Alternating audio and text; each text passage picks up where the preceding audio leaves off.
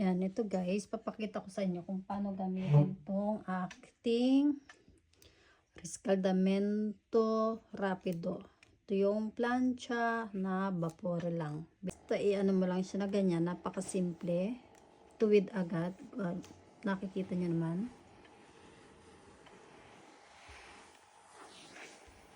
Kahit na nakatayo, nakaupo, pwede kang mamalansya na hindi ka mapapagod masyado. Walang kahirap-hirap.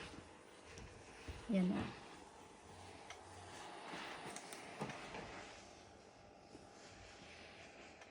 Madali lang siyang gamitin. Lumabas yung vapor niya, i-press lang to. Tapos ito yung on-off.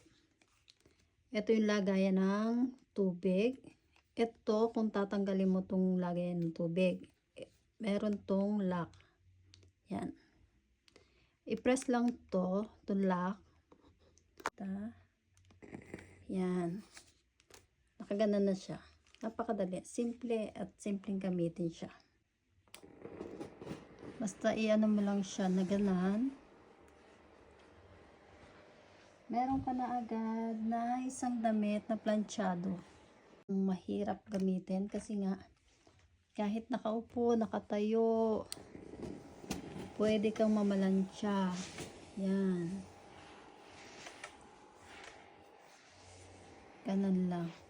Meron pang kabayo. Ito hindi mo na kailangan gamitan ng kabayo kasi ganito na lang.